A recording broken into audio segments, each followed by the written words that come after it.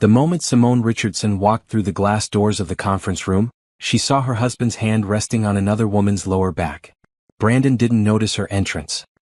He was too busy whispering something into the ear of the young woman in the tight red dress, making her giggle. Simone's stomach twisted, but her face remained perfectly calm. She had practiced this moment in her mind 1,000 times over the past 3 months. She knew exactly what she would see. She knew exactly who would be there. What Brandon didn't know was that the mysterious new CEO he was so desperate to impress was standing right in front of him. Simone wore a stunning blue power suit that fit her perfectly. Her natural hair was styled in elegant twists that fell past her shoulders. She carried a leather portfolio under one arm and walked with the confidence of someone who owned everything in the room because technically she did. Her heels clicked against the marble floor as she moved toward the head of the massive conference table. Nina Torres, her executive assistant, followed close behind with additional folders. Nina was the only person in the room besides Simone who knew the whole truth about what was about to happen. They had planned this meeting carefully, down to the smallest detail. "Good morning, everyone," Simone said, her voice smooth and professional. "I'm Simone Richardson, CEO of Meridian Industries. Thank you all for coming today." She watched as Brandon's face went through several emotions at once. First, there was confusion. He had heard the new CEO's name was S.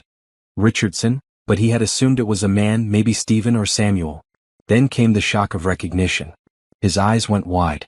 His mouth opened slightly. The color drained from his face. Finally there was panic. Pure, absolute panic. The woman in the red dress, Tiffany Moore, looked between Brandon and Simone with growing confusion. She clearly didn't understand why Brandon had suddenly gone completely still, why his hand had dropped from her back, why he looked like he might be sick. "Please, everyone take your seats," Simone continued, gesturing to the chairs around the table. "I'm eager to hear your presentation, Mr. Richardson." She deliberately used his last name, their shared last name, and watched him flinch. To everyone else in the room it was just professional courtesy. To Brandon it was a reminder that they were still legally married, at least for now. The divorce papers were already prepared. They were sitting in her lawyer's office, ready to be filed the moment this meeting ended. Brandon's team consisted of 5 people. There was Robert Chong, the senior partner at Brandon's marketing firm. There were 2 junior associates whose names Simone didn't care to remember. There was Brandon himself. And there was Tiffany, who Brandon had introduced in the email as his special projects coordinator. Simone knew the truth. Tiffany worked in Brandon's office as a receptionist. She had no business being in a client meeting at this level. But Brandon had brought her anyway, probably thinking he could impress her by showing off his professional skills. "Mrs. Richardson," Robert Chong began, then caught himself. "I'm sorry, Ms. Richardson. We're honored to have this opportunity to present to Meridian Industries. Our firm has an excellent track record with companies in your sector." Simone smiled politely and opened her portfolio. "I've reviewed your materials, Mr. Chong. I have some questions about the numbers you provided in your initial proposal." She had more than questions. She had a complete analysis prepared by her team, breaking down every inflated statistic, every misleading comparison, every half-truth in their presentation. But she would let them dig their own hole first. Brandon finally found his voice. "Simone, I mean Ms. Richardson, I didn't realize you were the CEO here. When did this happen?" "I started 3 months ago," Simone said calmly. "But I've been in the industry for years." "Surely you knew that, Mr. Richardson." The lie was smooth. Brandon knew nothing about her career because he had never asked. In their 7 years of marriage, he had never once taken an interest in her work. When they met, she was a junior analyst at a small firm. She had mentioned wanting to go back to school for her MBA, but Brandon had discouraged it. He said she should focus on supporting his career instead. So she had, for years, playing the dutiful wife while he climbed the corporate ladder and apparently fell into bed with his receptionist. But everything changed a year ago. Simone had started taking online business courses in secret. She studied late at night after Brandon fell asleep. She networked with old classmates from college. She reconnected with Jerome Hayes, a successful entrepreneur who had always told her she was wasting her potential. Jerome became her mentor, investing in her growth and eventually recommending her for the CEO position at Meridian Industries. The position had opened up suddenly when the previous CEO retired. The board wanted someone fresh, someone innovative, someone who understood both the traditional business model and the changing market. Simone had interviewed 5 times. She had presented a complete strategic vision for the company's future. She had impressed every single board member. And 3 months ago they had offered her the job. She accepted immediately. Then she started planning. Tiffany leaned close to Brandon and whispered something. He shook his head sharply, clearly telling her to be quiet.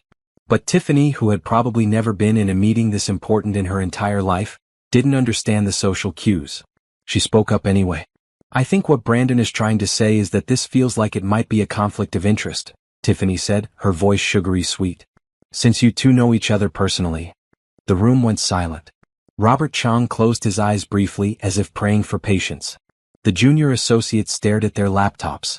Nina Torres coughed to cover what might have been a laugh. Simone looked directly at Tiffany for the first time. She took in the tight red dress, the excessive makeup, the way Tiffany's hand was possessively gripping Brandon's arm under the table. Tiffany was pretty in an obvious way, all curves and confidence with nothing substantial underneath. She was exactly the kind of woman a man like Brandon would choose when he got bored with his wife. I don't believe we've met, Simone said coolly. You are. Tiffany Moore, Special Projects Coordinator, Tiffany said, sitting up straighter. She clearly thought she was important. And what projects are you coordinating, Ms. Moore? Tiffany blinked. Well, I coordinate all of Brandon's special projects. I see. And how does that qualify you to be in this meeting? Tiffany's confidence faltered. Brandon said I should come. Simone turned her attention to Robert Chang, dismissing Tiffany completely. Mr. Chang, I typically only meet with senior leadership and the direct team working on proposals. Is Ms. Moore part of your core team? Robert Chang looked uncomfortable. No, Ms. Richardson, she is not. Then perhaps it would be more productive if she waited outside while we discuss business matters. It was phrased as a suggestion, but everyone in the room knew it was a command. Robert Chang nodded quickly, clearly relieved to have an excuse to remove Tiffany from the meeting. Tiffany, why don't you go get some coffee, he said.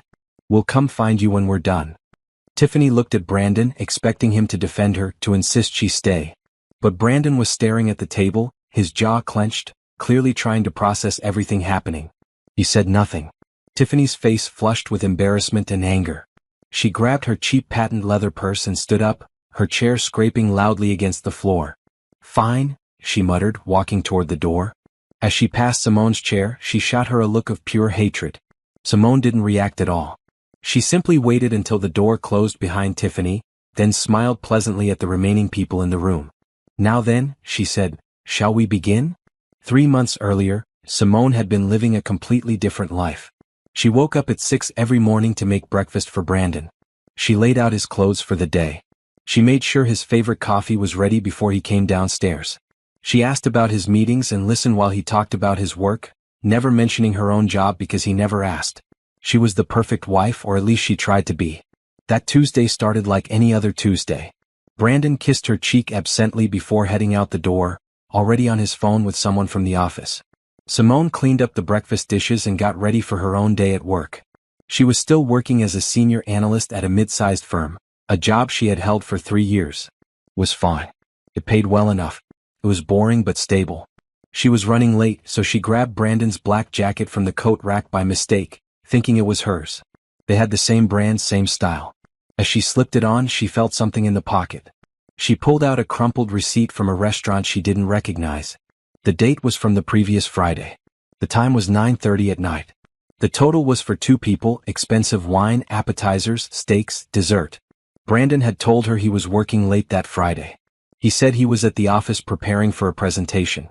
He came home after midnight, kissed her forehead while she pretended to be asleep, and climbed into bed without saying a word. Simone stood in the hallway holding the receipt, her heart pounding. Maybe it was a client dinner. Maybe it was innocent. But something in her gut told her it wasn't. She put the jacket back carefully and grabbed her own coat. She went to work in a daze, unable to focus on anything. That night, she waited until Brandon fell asleep. Then she carefully took his phone from the nightstand and went into the bathroom. She knew his passcode because they had always shared everything, or at least she thought they had. She opened his messages and started scrolling. What she found made her stomach turn. Months of messages to someone saved as TM. Flirty texts. Late-night messages. Emojis and inside jokes. Plans to meet up. Complaints about his wife, about Simone, about how she was boring and didn't understand him anymore. Photos that made her want to throw the phone against the wall. She sat on the cold bathroom floor for over an hour, reading through every single message. TM was Tiffany Moore, the receptionist at Brandon's office. The girl Simone had met exactly once at a company party, a girl who had smiled sweetly and complimented Simone's dress while apparently sleeping with her husband. The affair had been going on for at least 6 months based on the messages. 6 months of lies. 6 months of late nights at the office that were actually hotel rooms. 6 months of business trips that included romantic dinners and weekend getaways. 6 months of Brandon coming home and kissing her cheek and pretending everything was fine. Simone took photos of everything with her own phone. She documented dates, times, messages, everything that might be useful later. Then she put Brandon's phone back exactly where she found it and climbed back into bed next to him. She lay there in the dark, listening to him breathe, feeling completely numb. She could have confronted him right then. She could have woken him up and demanded answers. She could have thrown him out of the house and filed for divorce immediately. But something stopped her. Maybe it was shock. Maybe it was the realization that confronting him wouldn't change anything. Or maybe it was the tiny voice in the back of her mind that said this could be an opportunity. The next morning, Simone went through her normal routine. She made breakfast. She laid out Brandon's clothes. She smiled and asked about his day. And when he left for work, she sat down at her laptop and made a phone call she had been putting off for 3 years. Jerome Hayes speaking. Jerome, it's Simone. Simone Richardson. We went to undergrad together. There was a pause, then a warm laugh. Simone Carter, as I recall. I heard you got married. How are you? I've been better, Simone admitted. Remember how you always said I was wasting my potential working at that analyst job? I remember. I also remember offering to mentor you about 100 times and you always saying your husband needed you to focus on supporting his career. Simone closed her eyes. I was wrong. And I'm ready to change that. Are you still willing to help me? Absolutely. When can you start? That conversation changed everything. Jerome became her mentor, her advisor, and eventually her friend. He helped her enroll in an executive MBA program that she could complete mostly online. He introduced her to his network of business contacts. He pushed her to think bigger than she ever had before. For the next 6 months, Simone lived a double life. During the day, she went to her regular job. At night and on weekends, she studied, networked, and built relationships in the business world. She told Brandon she had joined a book club that met twice a week. He never questioned it. He was too busy with his own secret life. She watched him carefully during those months. She saw the signs she had missed before. The new cologne. The extra time spent at the gym. The way he checked his phone constantly and smiled at messages she couldn't see. Sometimes she felt angry. Sometimes she felt sad. But mostly she felt determined. Patricia Johnson, her best friend since college, was the only person who knew the whole truth. Pat had been furious when Simone told her about the affair. Leave him, Pat had said immediately. Pack your bags and leave tonight. You deserve so much better. I will leave him, Simone promised. But not yet. First, I'm going to build something he could never take away from me. First, I'm going to become someone he doesn't even recognize. And then, when I'm ready, I'm going to walk away and never look back. Pat had understood. She helped Simone open a separate bank account that Brandon knew nothing about. She helped Simone move important documents to a safe deposit box. She even helped Simone look for apartments, knowing that eventually, Simone would need a place of her own. 2 months before the conference room meeting, Simone got the call that changed everything. Jerome had recommended her for a CEO position at Meridian Industries. They wanted to interview her. She said yes immediately. The interview process was intense. 5 rounds of meetings with different board members. Presentations on her vision for the company. Background checks and reference calls. Through it all, Simone remained calm and confident. This was what she had been preparing for. This was her chance. When they offered her the position, she didn't hesitate. She accepted on the spot. The salary was 3 times what she had been making. The benefits were incredible. The opportunity was beyond anything she had dreamed of. And best of all, Meridian Industries was actively looking for a new marketing firm. Their previous firm had just lost the contract due to poor performance. Simone knew exactly which marketing firm she wanted to invite to pitch for the business.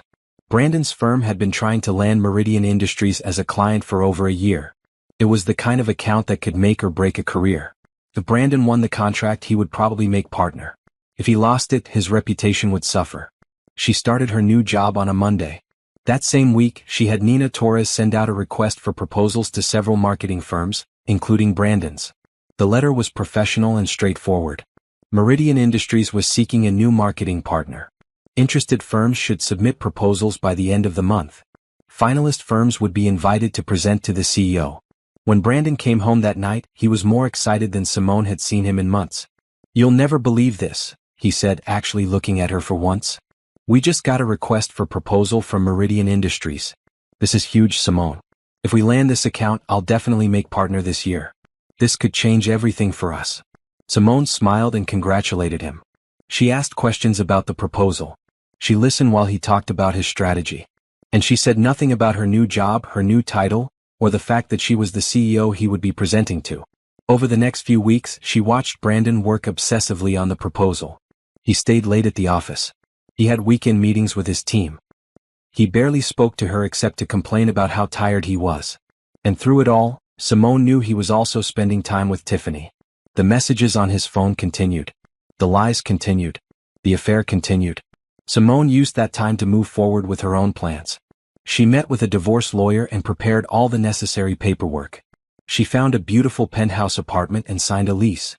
She slowly moved her personal belongings out of the house, just a few things at a time so Brandon wouldn't notice. She transferred money into her separate account. She prepared for the life she would build without him. The day before the big presentation, Brandon mentioned that he was bringing his whole team to the meeting. "Even Tiffany?" Simone asked carefully. "Yeah, I'm bringing her as my assistant. She's been really helpful with this proposal." Simone felt a flash of anger but kept her voice neutral. "That sounds nice." That night she barely slept. Tomorrow everything would change.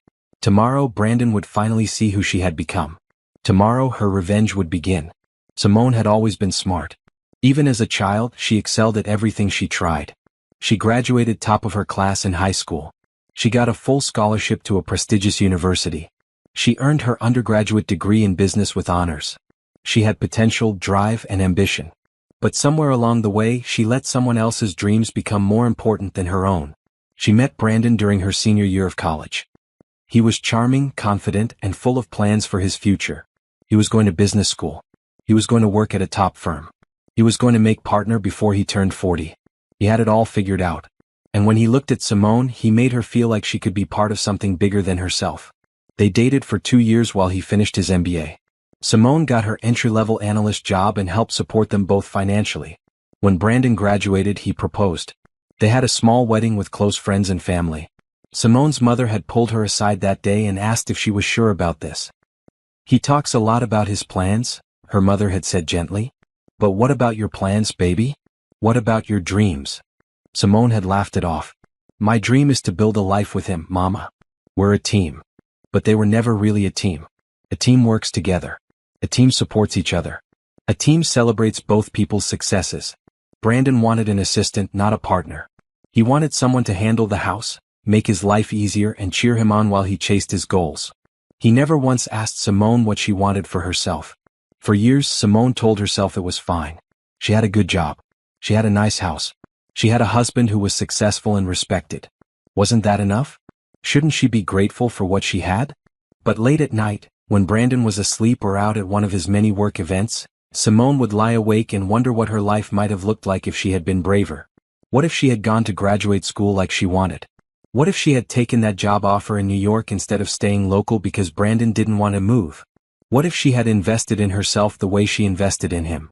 When she found out about the affair, something inside her broke. But something else woke up. All those suppressed dreams, all that buried ambition, all that potential she had set aside came roaring back to life. If Brandon didn't value her, didn't respect her, didn't even see her, then she would build a life so big and bright that he couldn't possibly ignore it. Jerome Hayes had been telling her for years that she was capable of more. They met during undergrad when they both volunteered for a community business development program. Jerome was a few years older, already working on his first startup. He saw something in Simone that she didn't see in herself at the time. "You have natural leadership skills," he told her once. "You see problems and think in solutions. You understand people. Those are rare gifts, Simone. Don't waste them." But she had wasted them, at least for a while.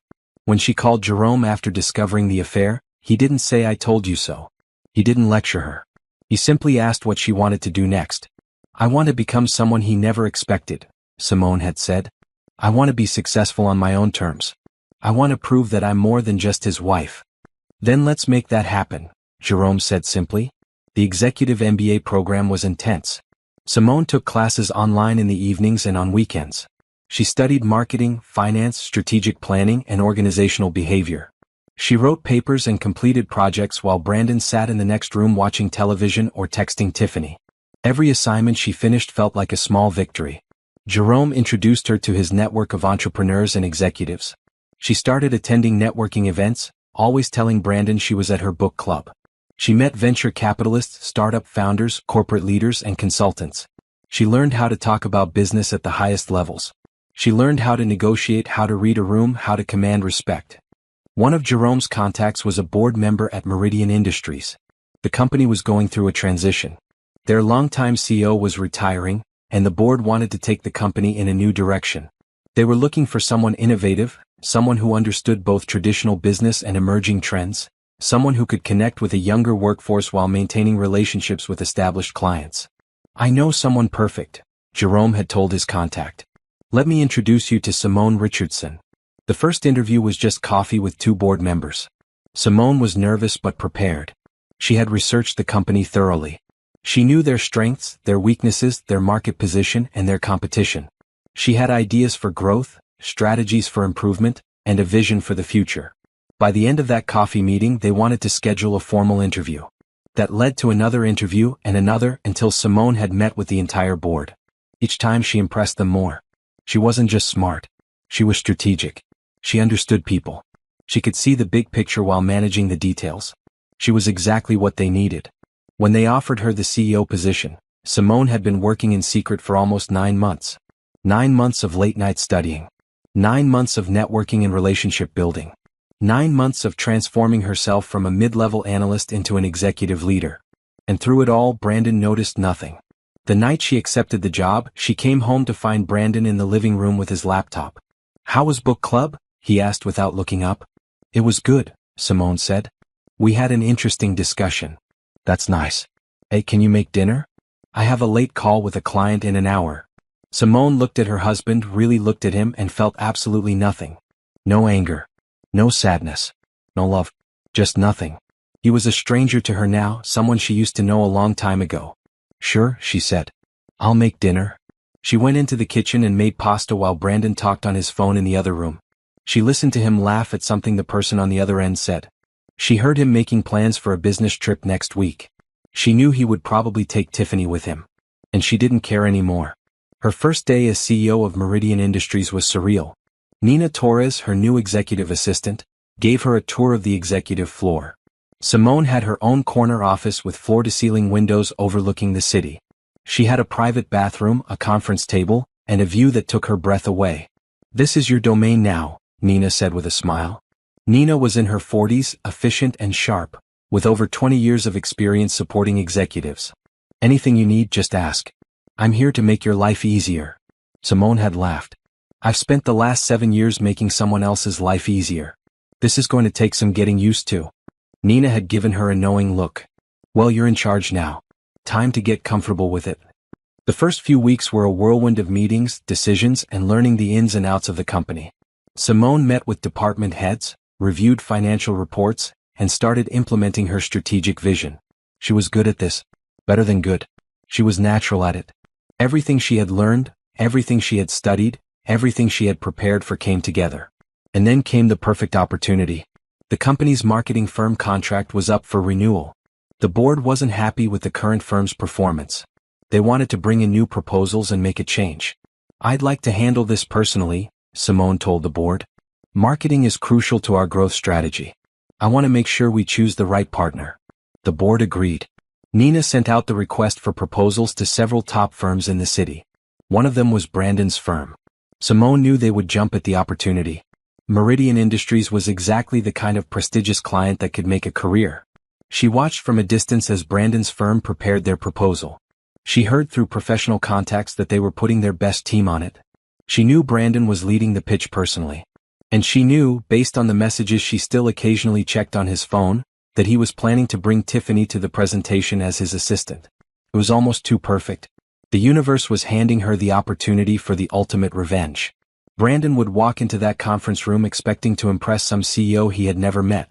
Instead, he would come face to face with the wife he had betrayed, the wife he had underestimated, the wife who was now the most powerful person in that room. Simone spent days preparing for the meeting. She reviewed Brandon's proposal with a fine-tooth comb. She found every weakness, every inflated number, every misleading claim. She prepared questions that would expose the gaps in his strategy. She was ready for this in a way she had never been ready for anything in her life.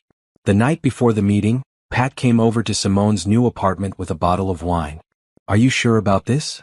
Pat asked, pouring them each a glass. "You could just fire his firm without ever meeting with him. You could avoid the whole confrontation." "I don't want to avoid it," Simone said. "I want him to see what I've become. I want him to understand what he threw away. And I want to do it in the most professional way possible, in a setting where he can't yell or manipulate or make excuses. I want him to see me as the CEO, not as his wife." Pat raised her glass. "Then here's to tomorrow.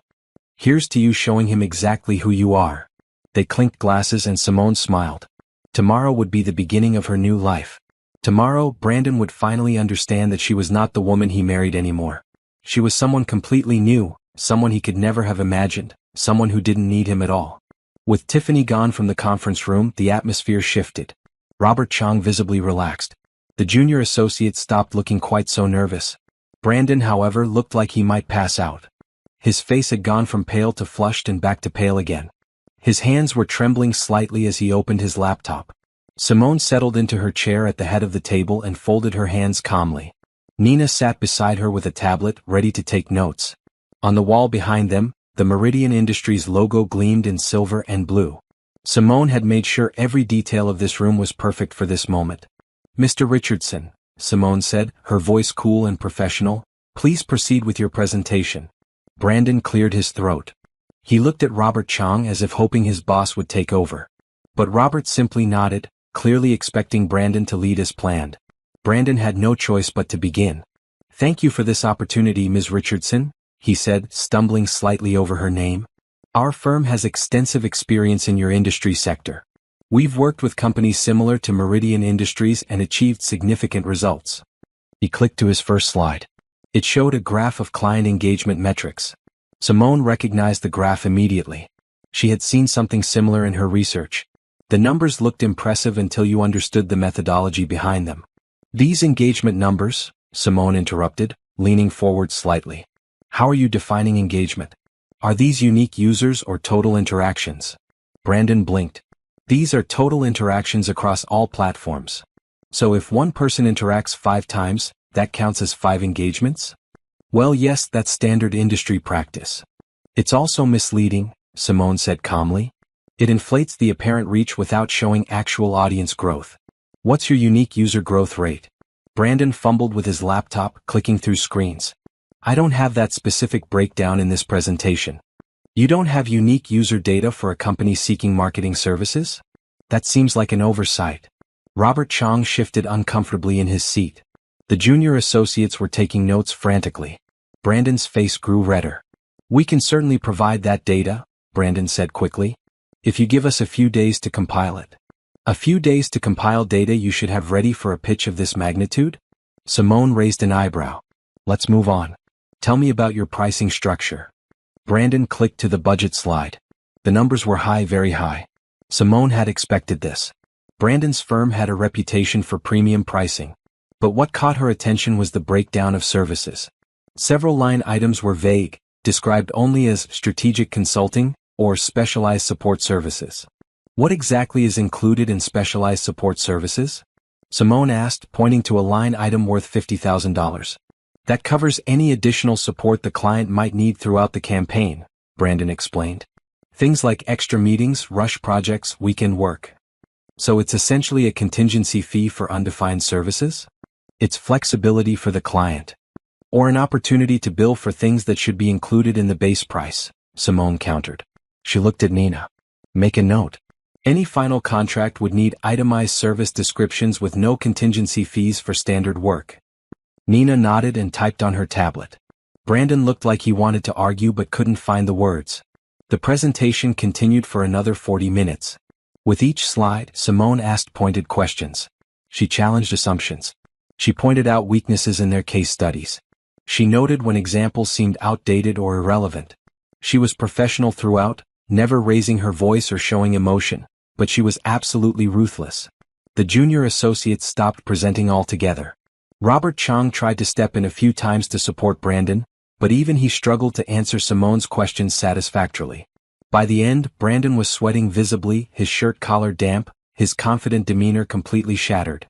"Thank you for the presentation," Simone said when they finally reached the last slide. "I have one more question. Mr. Richardson, in your proposal, you mentioned that your firm values integrity and transparency above all else. Can you give me an example of how you've demonstrated those values in your work?"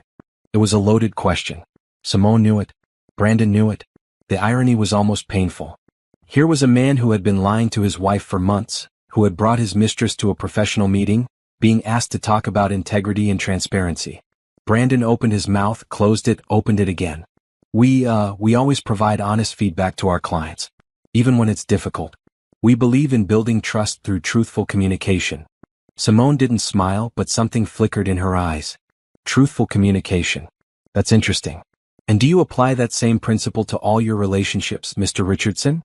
Personal as well as professional? The room went very quiet. Robert Chang looked confused. The junior associates looked at each other. Brandon's face went completely white. "I try to," Brandon said, his voice barely above a whisper. "You try to," Simone repeated. "Not that you do, but that you try. That's an important distinction, isn't it? Between what we claim to value and how we actually behave." She let the words hang in the air for a moment. Then she stood up, smoothing her blue suit jacket. Everyone else stood as well. "Thank you all for coming today," Simone said. "My team will review all the proposals we receive and make a decision within 2 weeks. We'll be in touch." Robert Chang reached across the table to shake her hand. "Thank you for your time, Ms. Richardson. We look forward to hearing from you." The junior associates packed up their materials quickly. Brandon stood frozen, staring at Simone like he was seeing a ghost. She met his gaze directly, her expression unreadable. "Mr. Richardson," she said quietly, "I believe someone is waiting for you in the lobby." He flinched as if she had hit him. Then he grabbed his laptop bag and headed for the door. The rest of his team followed. As they filed out, Simone heard Tiffany's high-pitched voice echoing down the hallway. "How did it go? Did you get the account? Brandon, why do you look like that?" The door closed, cutting off her questions. Simone stood alone in the conference room with Nina, looking out the floor-to-ceiling windows at the city below. "That was intense," Nina said after a moment. "Do you want to tell me what that was really about?" Simone turned to her assistant. Nina deserved to know the truth, or at least part of it. "Brandon Richardson is my husband. The woman in the red dress is his mistress. They don't know that I know about the affair. And they definitely don't know that I'm about to divorce him and destroy his professional reputation in the process." Nina's eyes widened. "Oh my God. I've been planning this for 3 months, Simone continued. "Everything has been leading to this moment. And now phase 2 begins." "What's phase 2? Simone smiled, and it wasn't a kind smile. "Due diligence. We're going to audit every piece of work Brandon's firm has ever done for any client. We're going to find every inflated number, every misleading claim, every corner they've cut. And then we're going to make sure everyone in this industry knows exactly what kind of integrity they really have." Nina was quiet for a moment, then she nodded slowly. "I'll get the team started on the audit first thing tomorrow." "Thank you, Nina. I knew I could count on you." As Nina left to begin organizing the audit, Simone remained standing at the window. Somewhere in the building below, Brandon was probably trying to explain to Tiffany why the meeting had gone so badly. He was probably making excuses, blaming the CEO for being unreasonable, claiming he had done everything right. But soon he would understand. Soon he would realize that the woman he had taken for granted, the woman he had cheated on and lied to, was now the woman who controlled his professional future. And she had absolutely no intention of being merciful. Simone picked up her phone and sent a text to her lawyer. "File the divorce papers tomorrow morning. Make sure they're delivered to his office." The response came back quickly. "Understood. Everything is ready." Simone put her phone away and gathered her materials. She had another meeting in 20 minutes, this one with the CFO about quarterly earnings. She had a business to run, a company to lead, a future to build. Brandon and his problems were just a small piece of her day now, barely worth the time she had already given them. As she walked out of the conference room, she felt lighter than she had in months. The confrontation she had been dreading and anticipating was over. Brandon knew now. He had seen her power, seen her success, seen everything he had missed while he was chasing after a receptionist in a tight dress. And this was only the beginning. The divorce papers were delivered to Brandon's office at 10:15 the following morning.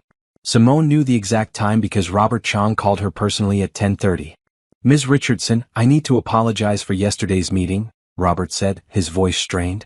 "I had no idea about your personal situation with Brandon. If I had known, I never would have brought him to pitch your company." "Mr. Chong, business is business," Simone said calmly. "You submitted a proposal. I reviewed it. The personal situation is separate. Still, I want you to know that our firm maintains the highest standards of professionalism. Brandon's behavior, bringing someone inappropriate to a client meeting, that doesn't reflect our values."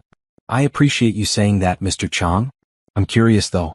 How long has Tiffany Moore been involved in client-facing work at your firm?"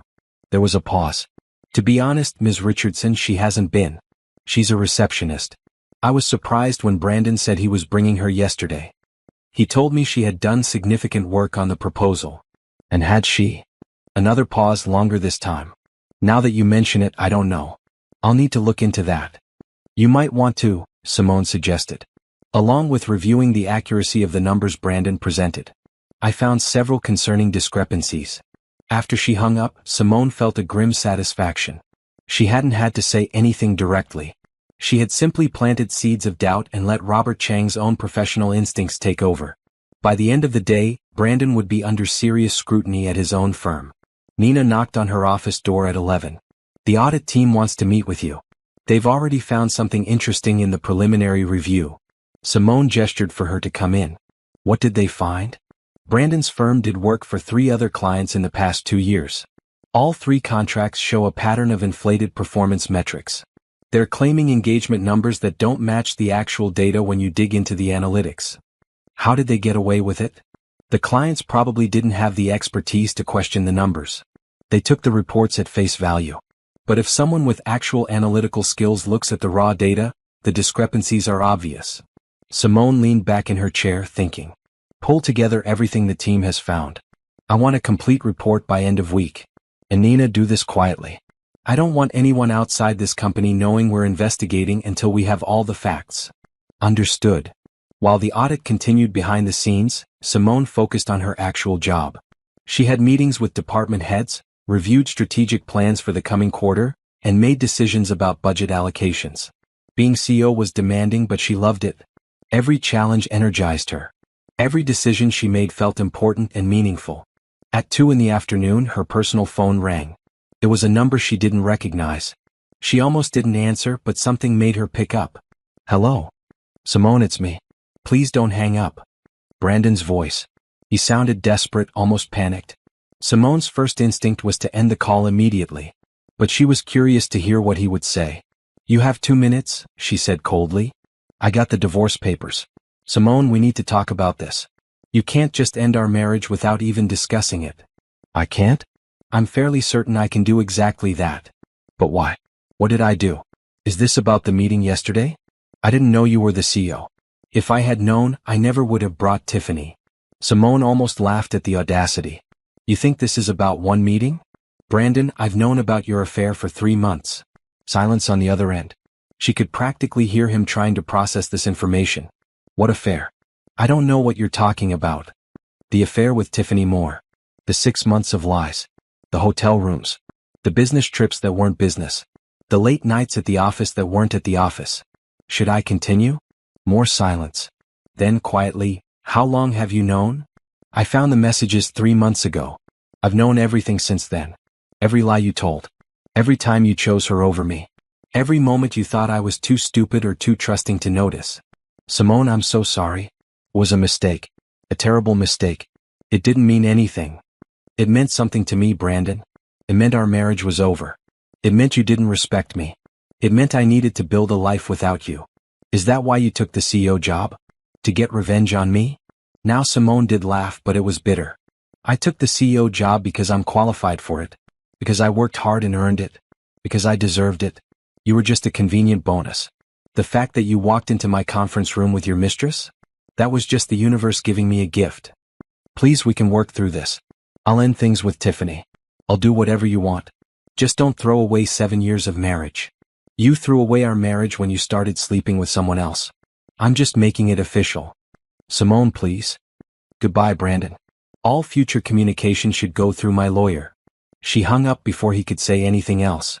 Her hands were shaking slightly. She had hoped she would feel triumphant after that conversation, but instead, she just felt tired. Tired of the lies. Tired of the games. Tired of dealing with a man who only valued her once she was gone. Her phone rang again immediately. It was Brandon calling back. She declined the call and blocked his number. Then she called her lawyer. He's received the papers, Simone said. He's going to fight this. Be prepared for that. We're ready, her lawyer assured her. We have documentation of the affair. We have proof of your separate finances. This will be straightforward. That evening, Simone went home to her new penthouse apartment. It was beautiful, modern, filled with light. She had decorated it exactly the way she wanted, with bold colors and contemporary art. There was no trace of Brandon here, no memory of their old life together. This space was completely hers. Pat came over with takeout from their favorite restaurant. They sat on Simone's new couch, eating and talking. How are you really doing? Pat asked. And don't give me the strong, independent woman speech. I want the truth. Simone sighed. Honestly, I'm relieved. Scared but relieved. For the first time in years, I feel like I'm living my own life. Not the life someone else wanted for me. My life. You deserve that. You deserve everything good that's coming to you. I keep waiting for it to feel real. Like I'm going to wake up and still be that woman making breakfast for a husband who didn't appreciate her. That woman is gone, Pat said firmly. You're someone new now. Someone stronger. Someone who knows her worth. Simone smiled. When did you become so wise? I've always been wise. You just finally started listening. They laughed, and for a moment, everything felt normal. But Simone knew the hardest parts were still ahead. The divorce would get ugly. Brandon wouldn't let go easily. And there was still the matter of destroying his professional reputation, which she was absolutely committed to doing. The next morning, Greg Hamilton, the CFO of Meridian Industries, requested an urgent meeting. Simone cleared her schedule and met with him in her office. We have a problem, Greg said, spreading documents across her desk. I've been reviewing the audit your team requested on Brandon Richardson's firm. What we found goes beyond inflated metrics. What do you mean? There's evidence of potential fraud. They billed several clients for services that were never actually performed. They charged for senior consultant hours but used junior staff. They created fake performance reports to justify contract renewals. This isn't just bad business practice. This could be criminal. Simone stared at the documents, her mind racing. She had expected to find problems with Brandon's work. She hadn't expected this. How solid is the evidence? Very solid. We have invoices that don't match timesheets. We have reports that claim results the data doesn't support.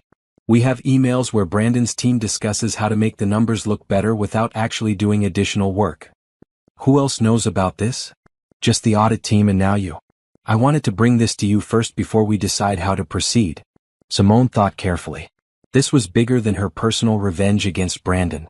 This was about real wrongdoing that could have hurt multiple companies. She had a responsibility to handle it properly. Document everything, she said. Every piece of evidence.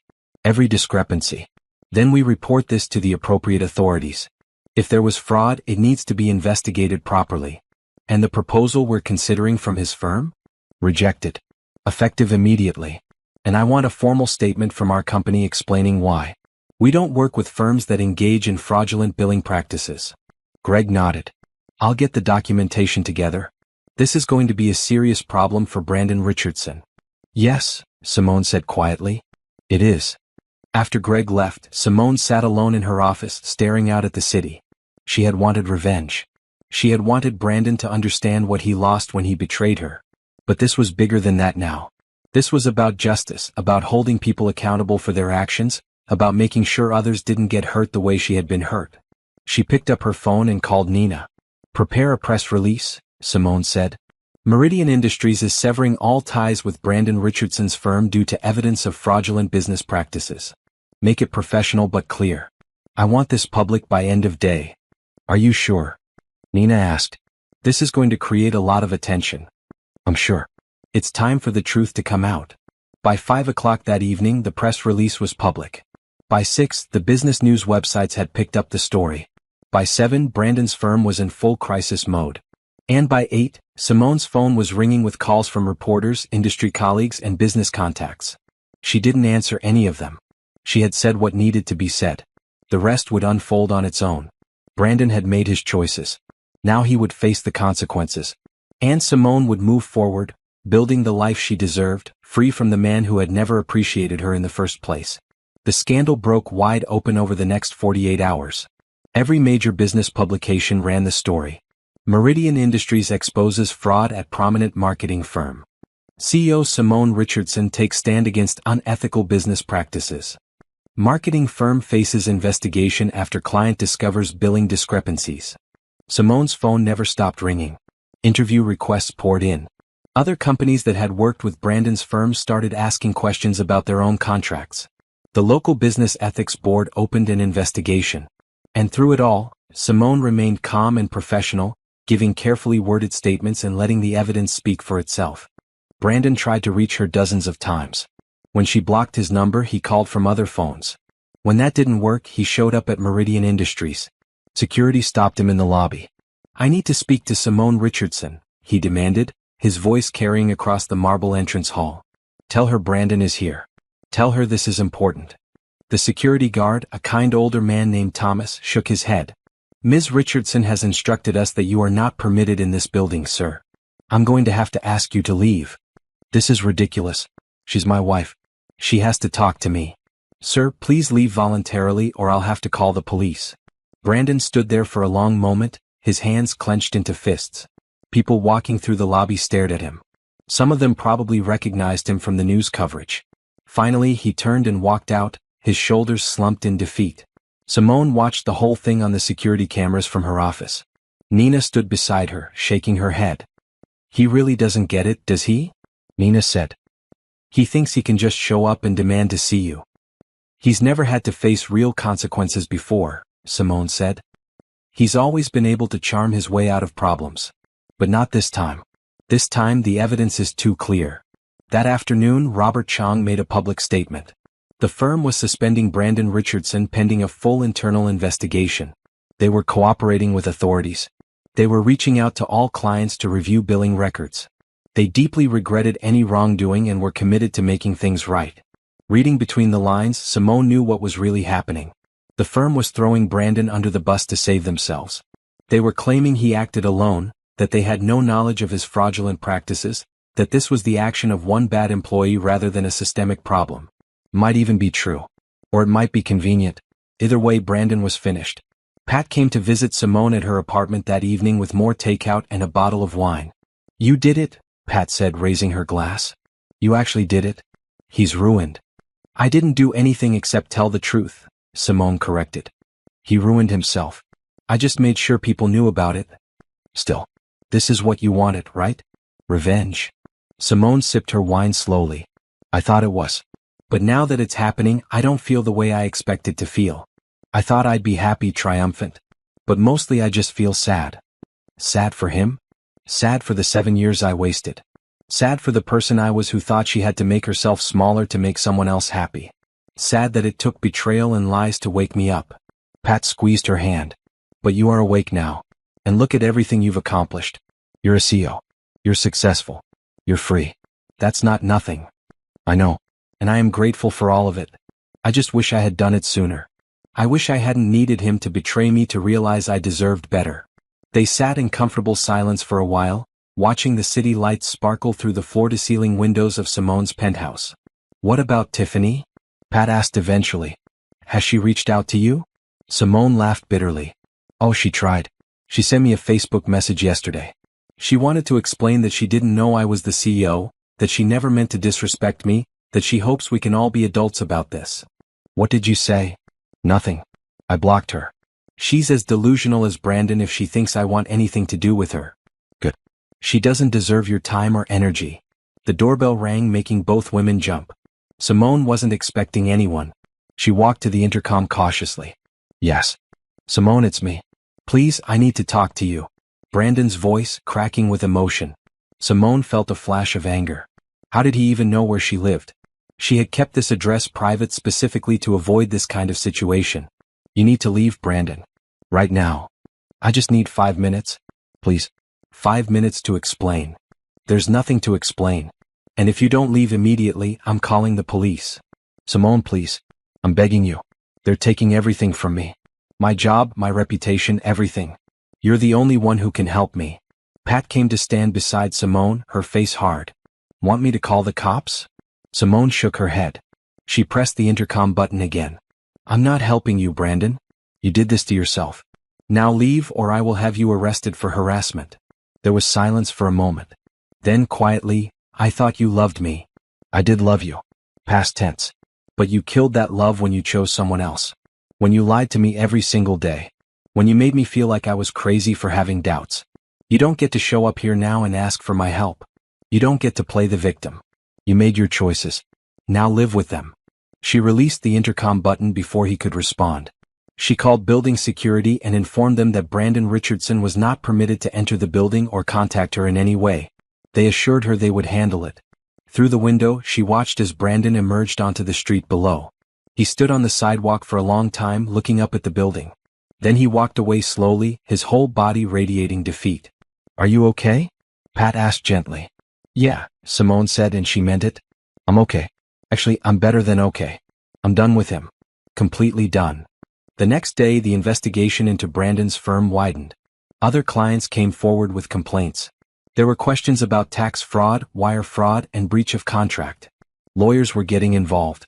Criminal charges were a real possibility. Simone watched it all unfold from a distance, focusing on her actual work. She had a company to run, and that company was thriving. Under her leadership, Meridian Industries was making bold moves, winning new contracts and gaining industry recognition. She was doing what she was meant to do and doing it well. A week after the scandal broke, Simone received an unexpected visitor. Tiffany Moore somehow made it past building security by claiming she was there for a job interview. Nina intercepted her in the reception area before she could get to the executive floor. Ms. Richardson will not be meeting with you, Nina said firmly. You need to leave. I just want to talk to her, Tiffany pleaded. Her eyes were red from crying. Her makeup was smudged. She looked nothing like the confident woman in the red dress from the meeting. I need to explain. I need her to understand. There's nothing to understand. Please leave before I call security. She ruined Brandon's life. She ruined my life. We didn't do anything wrong. Nina's expression turned cold. You didn't do anything wrong? You had an affair with a married man. He committed fraud. Those are choices you both made. Now you're facing consequences. That's not Ms. Richardson's fault. That's yours. Tiffany started crying harder. I thought he loved me. He said he was going to leave her. He said we would be together. And you believed him? Nina shook her head. That's on you. Now please go. Security arrived and escorted Tiffany out. Nina came to Simone's office to fill her in on what happened. She actually thought she was the victim in this, Nina said, incredulous. She actually believed that you were the problem. People see what they want to see, Simone said. She saw a successful man who paid attention to her. She didn't want to see the lies or the betrayal. And now she's facing reality for the first time. Do you feel bad for her at all? Simone considered the question. No. She made her choices knowing he was married. She chose to pursue a relationship with someone else's husband. I don't wish her harm, but I don't feel sorry for her either. She's an adult. She knew what she was doing. As the days passed, more details emerged. Brandon had been using company funds to pay for his dates with Tiffany. He had billed clients for work that other people did. He had falsified reports to cover up poor campaign performance. The deeper investigators dug, the worse it got. His firm fired him officially. They made a public statement distancing themselves from his actions. Several former colleagues gave interviews saying they had suspected something was wrong but didn't have proof. Everyone was quick to throw Brandon under the bus, to protect their own careers and reputations. Simone knew she should feel satisfied. This was what she had wanted, wasn't it? For Brandon to face consequences. For everyone to know what kind of person he really was. For his perfect professional facade to crumble just like her marriage had crumbled. But instead of satisfaction, she felt hollow. Empty. The revenge she had planned so carefully didn't make her feel better. It just made her feel tired. One evening, alone in her penthouse, Simone stood at the window and looked out at the city. Her reflection stared back at her in the glass. She looked different than she had 6 months ago. Stronger. More confident. Sadder maybe, but also wiser. Her phone buzzed with a text from Jerome. Saw the news. How are you holding up? She typed back, I'm okay. Busy with work. Thanks for checking. You did the right thing, you know. Standing up for what's right. I'm proud of you. Simone smiled at the message. Jerome had been her mentor, her guide through all of this. He had never judged her for wanting revenge. But he had also reminded her that her value didn't come from punishing Brandon. It came from building something meaningful for herself. Another text came through, this time from her mother. Baby girl, I saw what happened. Are you all right? Call me when you can. Simone called her mother immediately. They talked for over an hour. Her mother didn't say I told you so, even though she had warned Simone about Brandon years ago. She just listened, offered support, and reminded Simone that she was loved. You're going to be fine, her mother said. Better than fine. You're going to be amazing. You just needed to get out of your own way first. I wasted so much time on him, Mama. You didn't waste it. You learned from it. And now you're using those lessons to build something beautiful. That's not waste. That's growth. After hanging up, Simone felt lighter. Her mother was right. This wasn't about Brandon anymore. It was about Simone, about who she was becoming, about the future she was creating for herself. The divorce proceedings moved forward quickly. Brandon couldn't afford a good lawyer anymore. His assets were frozen pending the fraud investigation. He had no leverage, no power, nothing to bargain with. The divorce would be final within a few months. Simone would keep everything they had built together, not because she wanted to punish him, but because she had earned it. She had been the one maintaining their home while he was out with Tiffany. She had been the one managing their finances while he was committing fraud. She deserved everything and she was taking it. The final confrontation came 6 weeks after the scandal broke. Brandon's lawyer requested a meeting to discuss the divorce settlement.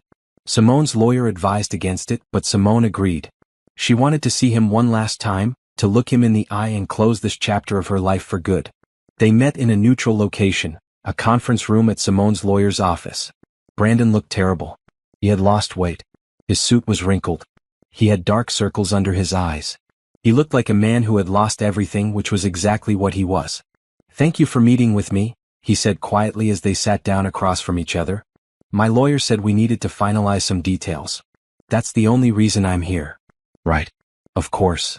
Brandon cleared his throat. Simone, I know I messed up. I know I hurt you. I know I destroyed everything we had. But I need you to know that I never meant for any of this to happen. You never meant to get caught, Simone corrected. There's a difference. I made mistakes. Terrible mistakes. But I did love you. I do love you. No, Brandon. You love the idea of me. The wife who supported your career. The woman who made your life comfortable. You never loved the real me because you never bothered to know the real me. That's not true. It is true. In 7 years of marriage, you never once asked me about my dreams. You never asked what I wanted to do with my life. You never saw me as anything more than an extension of yourself. And when I finally became someone in my own right, when I finally achieved something without you, you couldn't even recognize me. Brandon looked down at the table. I was a fool. Yes, you were. And now we're both paying the price for your foolishness. Sign the papers, Brandon. Let me move on with my life. What if I don't want to let you go? It doesn't matter what you want anymore. You lost the right to have an opinion about my life when you decided to cheat on me. They sat in silence for a long moment. Finally, Brandon reached for the pen his lawyer had placed on the table. His hand shook as he signed the divorce papers, page after page, ending their marriage with a series of signatures. When it was done, Simone stood up. She looked at the man who had been her husband for 7 years and felt absolutely nothing. No anger. No sadness. No regret. Just emptiness where he used to be. Goodbye, Brandon, she said. I hope you figure out who you want to be. But whoever that is, it's not my problem anymore. She walked out without looking back. Behind her, she heard Brandon start to cry. She kept walking. That chapter of her life was over. It was time to start writing a new one. The divorce was finalized on a Tuesday morning in late October. Simone signed the final papers in her lawyer's office, then went directly to work. She had a full day of meetings scheduled, and she refused to let personal matters interfere with her professional responsibilities. That was the old Simone who put her life on hold for a man. The new Simone kept moving forward no matter what. Brandon's world, meanwhile, continued to collapse. The fraud investigation expanded to include federal prosecutors. His firm sued him for damages, claiming his actions had cost them millions in lost contracts and legal fees. Tiffany, who had briefly stood by him, disappeared the moment the money ran out. She moved to another city, deleted her social media accounts, and vanished from Brandon's life as quickly as she had entered it. Simone heard all of this through professional networks and mutual acquaintances.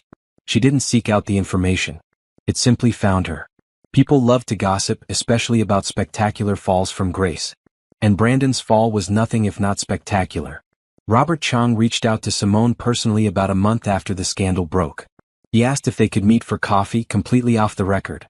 Simone was curious enough to agree. They met at a quiet cafe near Meridian Industries.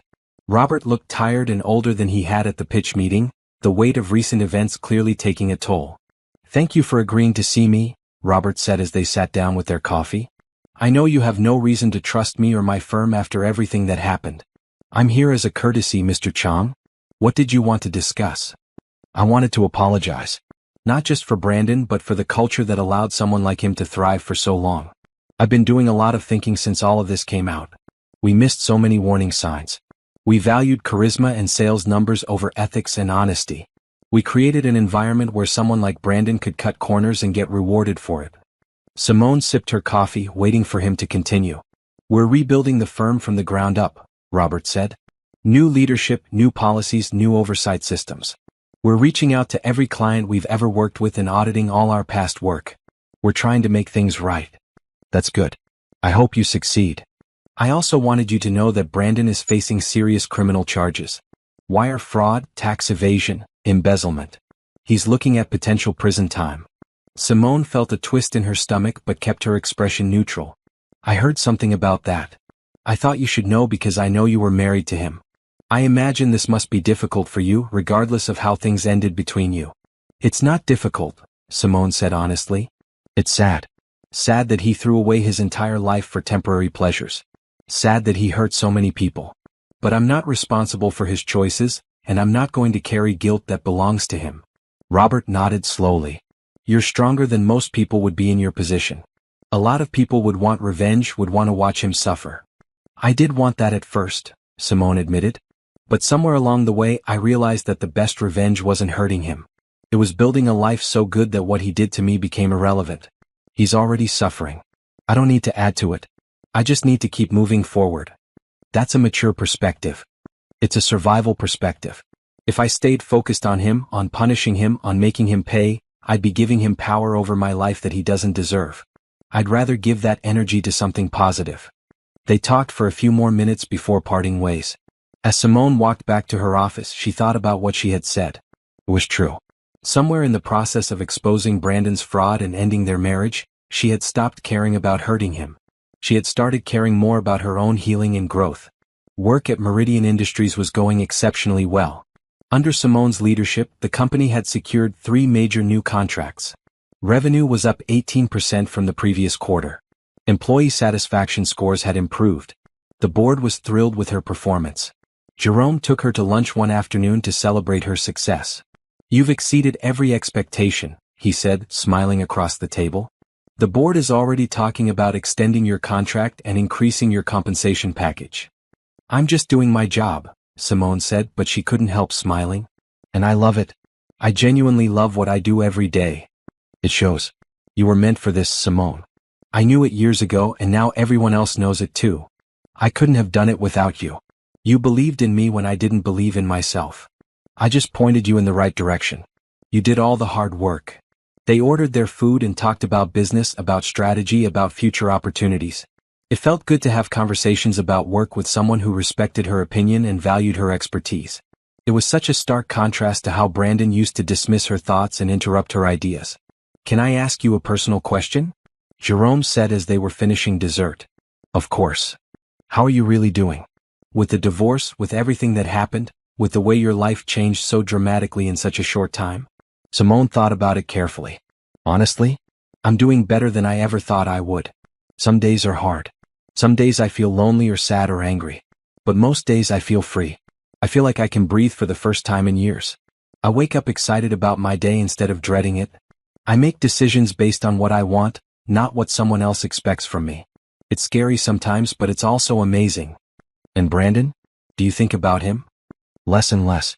At first I thought about him constantly. About what he did, about how he hurt me, about whether I should have seen it coming. But now, He barely crosses my mind. He's just someone I used to know. Someone who taught me important lessons about self-respect and boundaries, but someone who doesn't have a place in my future.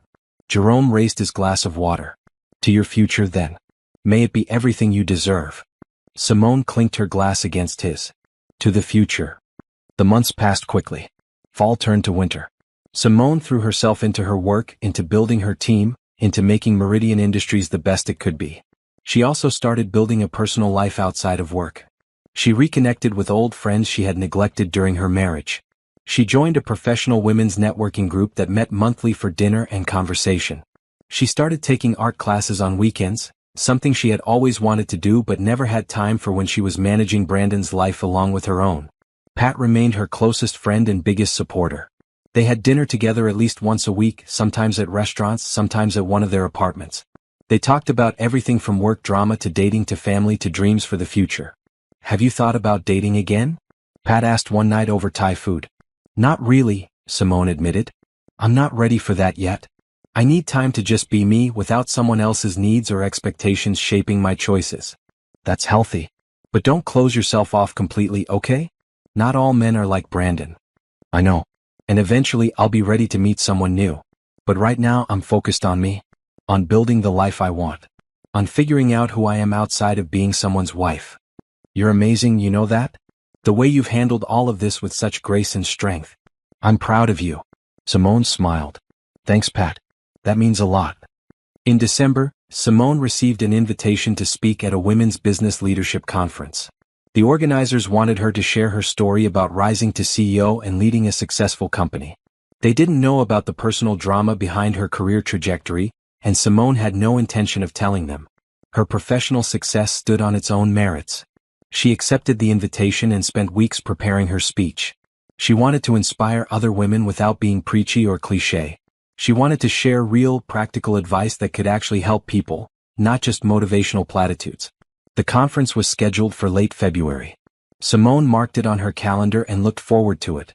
Public speaking used to terrify her, but now she felt confident in her ability to command a room and share her knowledge. That was another way she had grown over the past year. Around the same time, Simone heard through the grapevine that Brandon had taken a plea deal. He would serve 18 months in a minimum security facility and pay substantial fines and restitution. It was less than the maximum sentence he could have received, but it was still prison time. His legal career was effectively over. Even after he served his sentence, no reputable firm would hire him. Simone felt a strange mix of emotions when she heard the news. Part of her felt vindicated. Justice had been served. Brandon was being held accountable for his actions. But part of her felt sad for the waste of it all. He had been talented once before he let greed and ego destroy him. He could have had a successful, legitimate career. Instead, he had thrown it all away for shortcuts and lies. She didn't reach out to him. She didn't send a message or make any gesture. Their story was over. Whatever happened to Brandon now was his own journey to navigate. Simone had her own path to walk. One cold January evening, Simone was working late at the office when Nina knocked on her door. Sorry to interrupt, but there's someone here to see you. He doesn't have an appointment, but he says it's important. His name is Nathan Pierce. Simone frowned, trying to place the name. I don't know anyone named Nathan Pierce. He says you met briefly at the industry gala last month. He's an architect. He designed the new convention center downtown. Simone vaguely remembered meeting someone at the gala, a handsome man with an easy smile who had talked about sustainable building design. They had chatted for maybe 10 minutes before being pulled into separate conversations. Did he say what he wants? He said he wanted to ask you something and thought it would be better to do it in person than over email. Simone was curious despite herself. Okay, give me 5 minutes to finish this email, then send him in. She wrapped up what she was working on and tidied her desk. A few minutes later, Nina showed Nathan Pierce into her office. He was tall, with warm brown skin and kind eyes. He wore a green sweater and jeans, casual but put together. He held a portfolio under one arm. Ms. Richardson, thank you for seeing me without an appointment, he said, shaking her hand. I promise not to take up too much of your time. Please call me Simone. And it's fine. I was just finishing up some work anyway. What can I do for you? Nathan set his portfolio on her desk and opened it to reveal architectural drawings. I'm working on a project that I think would be perfect for Meridian Industries. It's a mixed-use development with office space, retail, and residential units. The focus is on sustainability and community integration. I've been looking for the right company to partner with on the business side, and after meeting you at the gala and hearing your vision for Meridian, I thought you might be interested. Simone studied the drawings. They were impressive. Creative but practical. Beautiful but functional. Exactly the kind of project that aligned with Meridian's values. This is interesting, she said. But I'm surprised you came to me directly instead of going through our business development department. Nathan smiled. To be honest, I wanted an excuse to see you again. The project is real and I do think it would be a good fit for your company. But I also found you fascinating when we talked at the gala, and I wanted to get to know you better. Simone raised an eyebrow. That's very direct. I believe in being honest about my intentions. Life's too short for games. She appreciated that even if it caught her off guard. I'm not really dating right now. I'm focused on my work and personal growth. I respect that. And I'm not asking you out on a date right now. I'm asking if I can present this project to you and your team. If you're interested in the project, great. If you also happen to be interested in grabbing coffee sometime to talk about something other than work, even better. But no pressure either way. Simone found herself smiling. There was something refreshing about Nathan's straightforward approach. No manipulation. No hidden agendas. Just honest interest and respect for her boundaries. Okay, she said. Send the full project proposal to my business development team. If they think it's worth pursuing, we'll schedule a formal presentation. As for coffee, ask me again in a few months. I might be ready by then. Nathan's smile widened. Fair enough. Thank you for your time, Simone. After he left, Simone sat at her desk feeling something she hadn't felt in a long time. Hope. Not hope for a romantic relationship necessarily, but hope that there were good men out there. Men who were direct and honest. Men who respected boundaries. Men who saw her as a complete person, not just as someone to serve their needs. Maybe, eventually she would be ready to let someone into her life again. But for now she was content with where she was. Building her career. Strengthening her friendships. Discovering who she was as an individual. The future could wait. The present was more than enough. February arrived with gray skies and cold rain. Simone found the weather strangely comforting. There was something honest about winter, about nature stripping everything down to its essentials. It felt appropriate for this season of her life, this time of rebuilding from the ground up. The Women's Business Leadership Conference was scheduled for the last weekend of February. As the date approached, Simone felt a mix of excitement and nervousness. She had given presentations to clients and stakeholders, but this was different. This was personal. This was her story, her journey, her hard-won wisdom. She practiced her speech countless times. In front of the mirror. In her office. While walking through her apartment. She wanted every word to be genuine, every message to be clear. She didn't want to sound rehearsed or robotic. She wanted to sound like herself. Pat helped her pick out an outfit for the conference. They went shopping on a Saturday afternoon, trying on different options until they found the perfect combination. A maroon pantsuit with a white silk blouse. Professional but powerful. Elegant but approachable. You're going to be amazing, Pat said as Simone modeled the outfit in the dressing room. Those women are going to hear your story and feel inspired to chase their own dreams. I hope so. I keep wondering if I have the right to give advice when I spent so many years making the wrong choices. That's exactly why you have the right. You learned from those mistakes. You changed your life. You became someone you're proud of. That's the whole point. The night before the conference, Simone couldn't sleep. She lay in bed staring at the ceiling, thinking about everything that had happened over the past year. The betrayal. The divorce. The career transformation. The revenge that turned into something else entirely. So much had changed. She had changed. She thought about Brandon, something she rarely did anymore. She wondered if he thought about her. If he regretted his choices. If he understood what he had lost. Then she realized it didn't matter. His thoughts, his regrets, his understanding, none of it affected her life anymore. She had moved on in the most complete way possible. She had stopped caring. The conference took place at a large hotel downtown. When Simone arrived, she was greeted by the organizers and shown to a private room where the speakers could prepare. There were 10 other speakers, all successful women in various fields. A tech entrepreneur. A surgeon. A nonprofit director. A best-selling author. Women who had overcome obstacles and achieved remarkable things. Simone was scheduled to speak right before lunch. She sat in the audience for the morning sessions, listening to the other speakers share their stories. Each one resonated with her in different ways. The tech entrepreneur talked about facing discrimination in a male-dominated industry. The surgeon discussed balancing a demanding career with motherhood. The nonprofit director shared her experience of starting from nothing and building an organization that helped thousands of people. When it was Simone's turn, she walked to the podium with her notes in hand. The room was packed. Hundreds of women looking up at her expectantly. For a moment, her old insecurities threatened to surface. Who was she to stand up here? What made her story worth hearing? Then she remembered. She was a woman who had been underestimated and had proved everyone wrong. She was a CEO who had risen from being someone's shadow to standing in her own light. She had every right to be here. She set her notes aside and spoke from her heart. Good morning. My name is Simone Richardson, and I'm the CEO of Meridian Industries. A year ago, I was someone completely different. I was a mid-level analyst in a job I didn't love, supporting a man who didn't appreciate me, living a life I had settled for instead of the life I wanted. Today, I'm standing here as proof that it's never too late to change your story. She told them about discovering her potential, not the affair or the revenge. She focused on the journey of self-discovery, the courage it took to go back to school while working full-time, the networking and relationship building that opened doors she didn't know existed. I'm not going to tell you it was easy, she continued.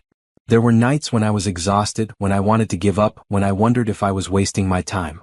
There were people who doubted me, who thought I was being unrealistic, who suggested I should be content with what I already had. But I knew deep down that I was capable of more. And I decided that my own belief in myself mattered more than anyone else's doubt. She talked about the importance of mentorship, crediting Jerome for believing in her when she didn't believe in herself. She discussed the value of building genuine professional relationships, not for networking's sake, but for mutual support and growth. Women are often taught to make ourselves smaller, Simone said. To support others instead of pursuing our own ambitions. To be grateful for whatever opportunities we're given instead of demanding the opportunities we deserve. But here's what I learned. Making yourself small doesn't make anyone else bigger. It just makes the world lose out on everything you could have contributed. The audience was completely silent, hanging on every word. Simone could see women nodding, some with tears in their eyes, recognizing their own struggles in her story. I'm not going to stand here and tell you that success will solve all your problems or make you completely happy. It won't. You'll still have hard days. You'll still face obstacles. You'll still doubt yourself sometimes. But you'll face those challenges as someone who knows their own worth. As someone who has proven to themselves that they're capable of more than they imagined. And that changes everything. She wrapped up her speech with practical advice about building skills, finding mentors, and creating opportunities. Then she opened the floor for questions. The questions came fast and varied. How did she balance work and personal life? How did she deal with imposter syndrome? How did she know when it was the right time to make a major career change? Simone answered each question honestly, drawing on her own experiences and the lessons she had learned. One woman raised her hand and stood up when called on. Ms. Richardson, you talked about people doubting you. How did you deal with that? How did you keep believing in yourself when others didn't? Simone paused, thinking about the real answer. About Brandon dismissing her dreams. About colleagues who saw her as just an analyst. About the voice in her own head that said she wasn't good enough. I had to separate my worth from other people's opinions, she said finally. I had to recognize that just because someone doesn't see my value doesn't mean I don't have value. I surrounded myself with people who did believe in me, and I used their belief as fuel until I built up enough belief in myself. And honestly, proving the doubters wrong was incredibly motivating. Every time someone suggested I couldn't do something, it made me more determined to do it anyway. The audience laughed and applauded. Simone felt a warmth spreading through her chest. This was what she wanted. Not revenge. Not validation from Brandon or anyone else who had underestimated her. Just this. The ability to share her story and help other women see possibilities they might have missed. After her speech, dozens of women approached her. They wanted to shake her hand, share their own stories, ask for advice. Simone stayed an extra 2 hours after the conference officially ended, talking with anyone who wanted to connect. One young woman, probably in her mid-20s, waited until everyone else had left before approaching Simone. Ms. Richardson, I just wanted to thank you, she said quietly. Your speech really resonated with me. I've been in a relationship for 3 years with someone who constantly tells me my career goals are unrealistic. He says I should focus on supporting his career instead of chasing my own dreams. Hearing you talk about your experience made me realize I don't have to accept that. Simone felt her heart clench.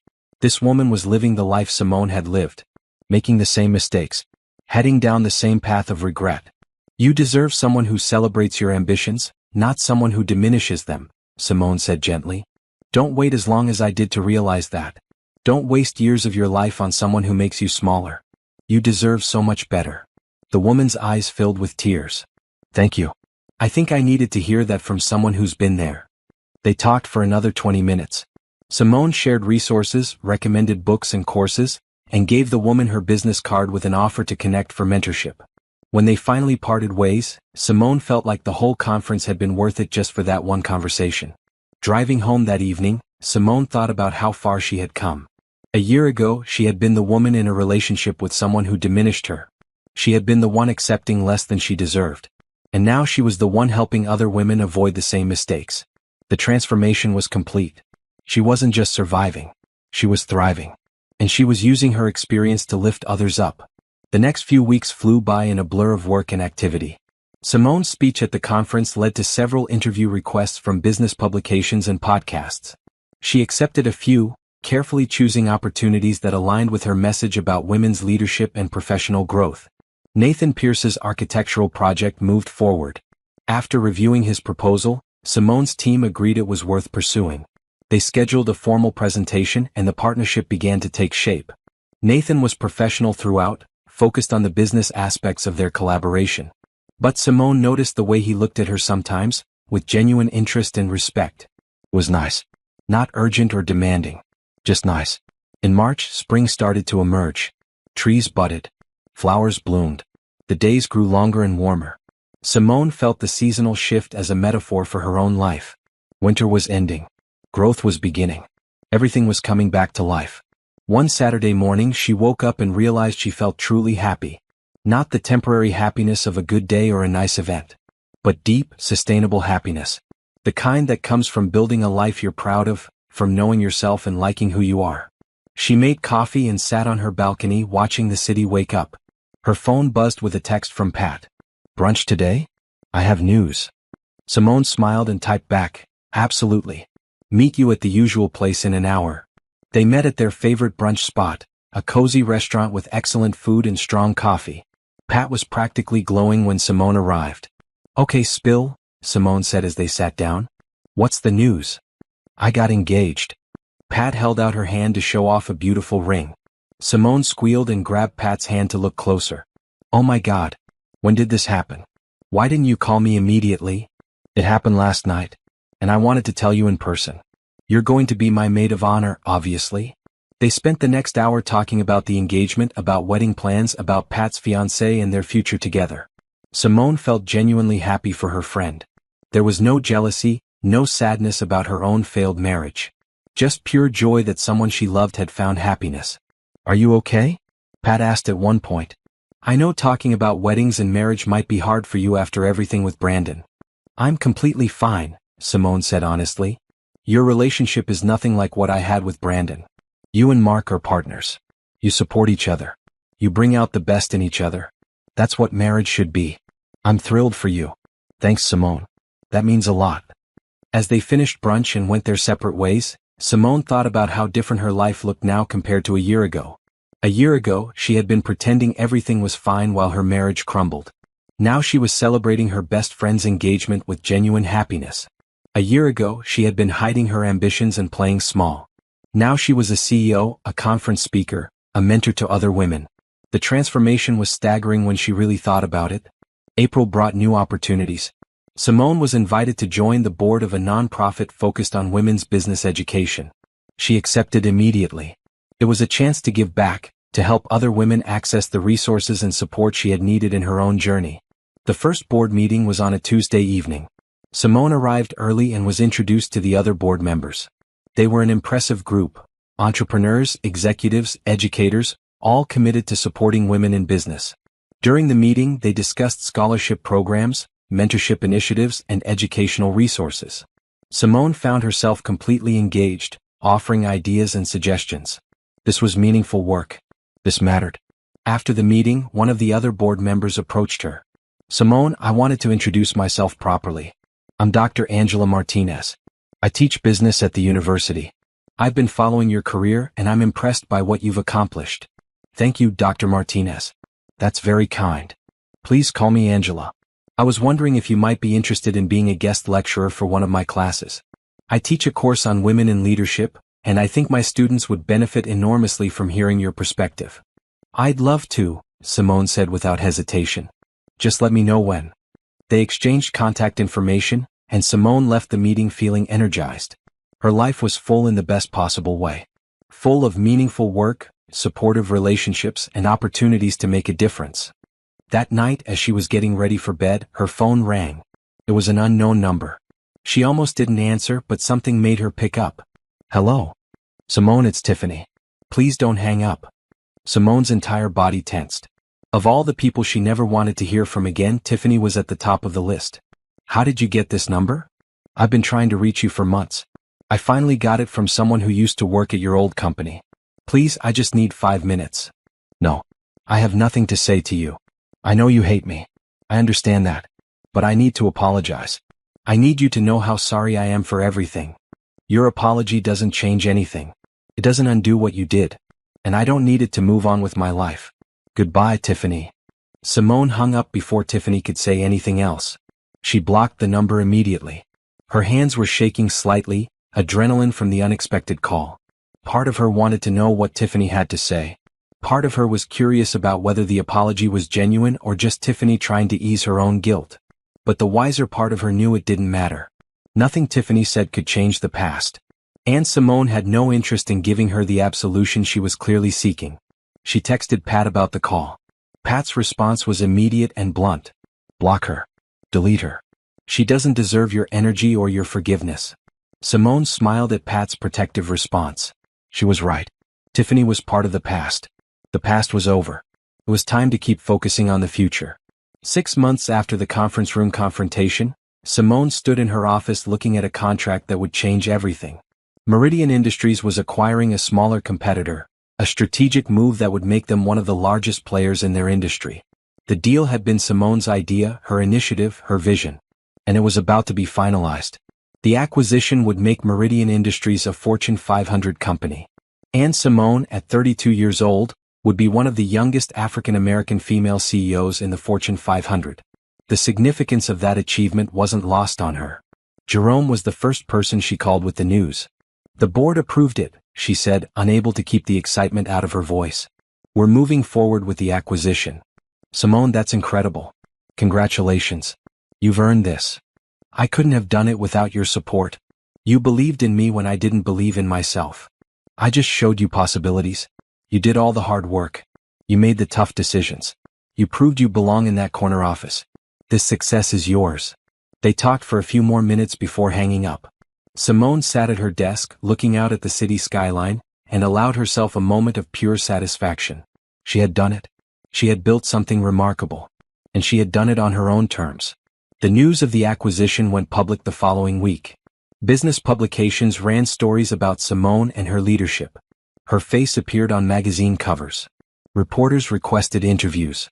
The attention was overwhelming but also validating.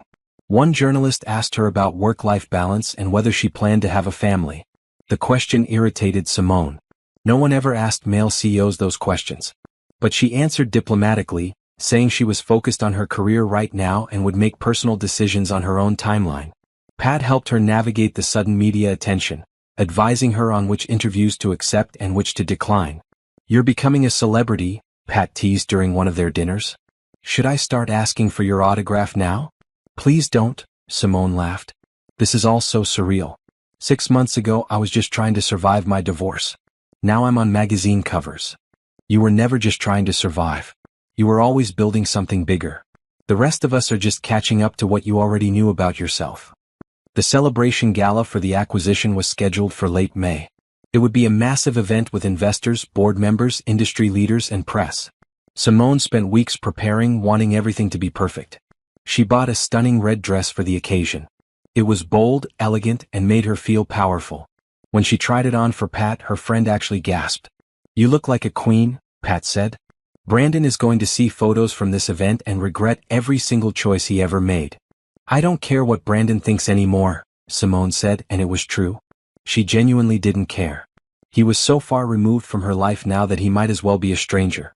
I know you don't. That's what makes it even better. The night of the gala arrived. Simone got ready carefully, taking her time with hair and makeup. When she looked at herself in the mirror, she saw someone she barely recognized from a year ago. Confident. Successful. Radiant. This was who she was meant to be all along. Pat picked her up in a car service, looking beautiful in a green dress that complemented Simone's red perfectly. Ready to celebrate your success? Pat asked as they headed to the venue. More than ready. This feels like the culmination of everything I've worked for. The gala was held at the city's most prestigious hotel.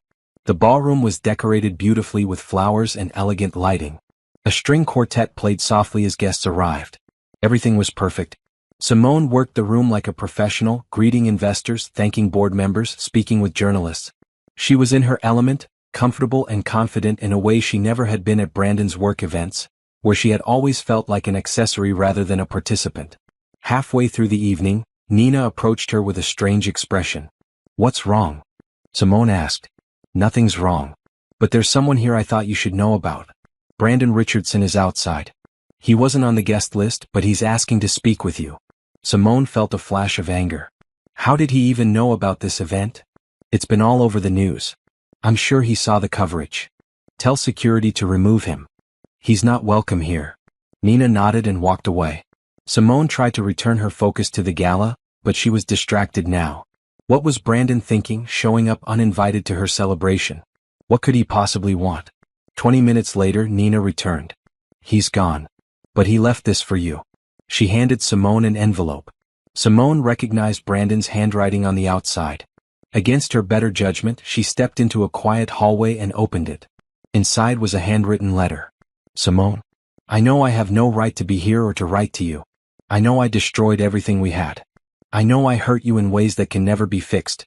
But I saw the news about your success and I couldn't not acknowledge what you've achieved. You were always brilliant. I just never took the time to see it.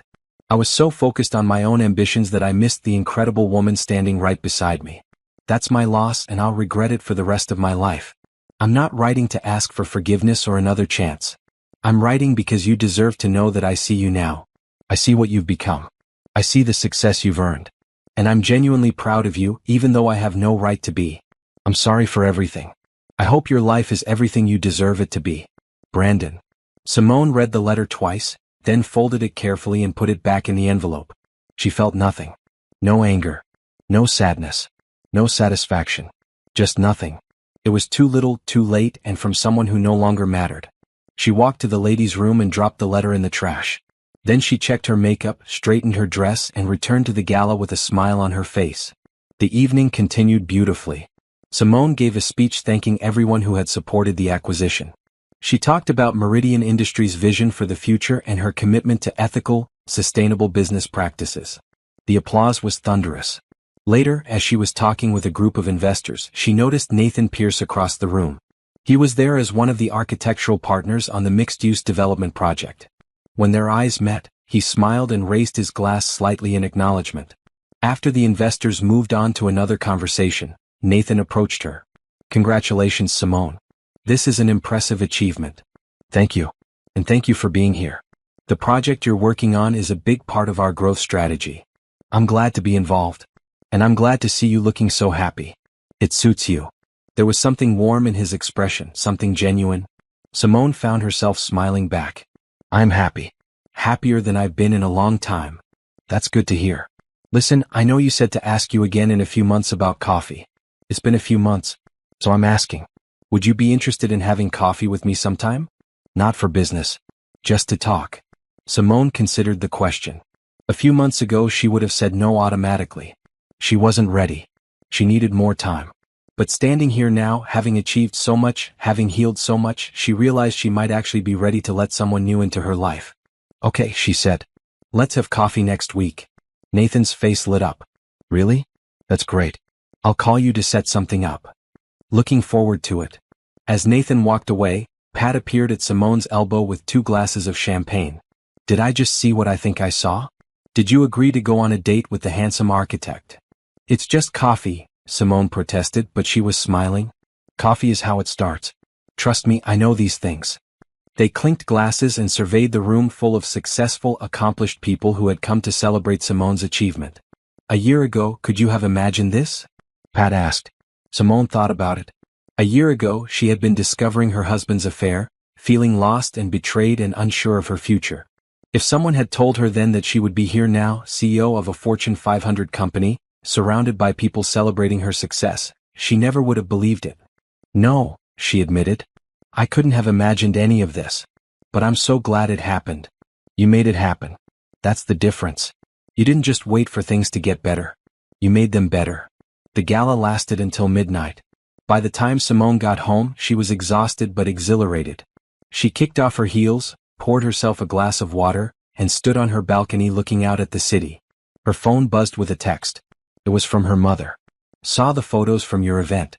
You looked beautiful and powerful. I'm so proud of you, baby girl." Simone smiled and typed back, "Thanks, Mama. Love you." Another text came through, this one from Jerome. "You did it. You actually did it. CEO of a Fortune 500 company. I always knew you could." She responded, "Thank you for believing in me. For pushing me to see my own potential." As she scrolled through the messages of congratulations from friends, colleagues, and mentors, Simone felt overwhelming gratitude. Not for the success itself, though that was wonderful, but for the journey that got her here. For the pain that forced her to change. For the betrayal that pushed her to become someone better. She thought about Brandon one last time, a final acknowledgement before closing that chapter forever. He had hurt her deeply. But he had also, inadvertently, freed her. If he hadn't betrayed her, she might have stayed in that comfortable, unfulfilling life forever. She might never have discovered her own strength and potential. So in a strange way she was grateful to him. Not for what he did, but for what his actions set in motion. The transformation from wife to CEO. From supporting player to leading lady. From invisible to unforgettable. She raised her water glass to the city lights. "To new beginnings," she said to herself. "And to becoming who I was always meant to be." 1 year after that conference room meeting, Simone stood backstage at another women's business conference, this time as the keynote speaker. The event was much larger than the one she had spoken at before. Thousands of women had registered to attend. The organizers had specifically requested that Simone share her complete story, including the personal challenges she had overcome. She had agreed after careful consideration. Her story wasn't just about professional success. It was about personal transformation. About finding the courage to leave what wasn't working and build something better. She believed that message could help people, and that belief mattered more than her privacy. The year had been transformative in ways she couldn't have predicted.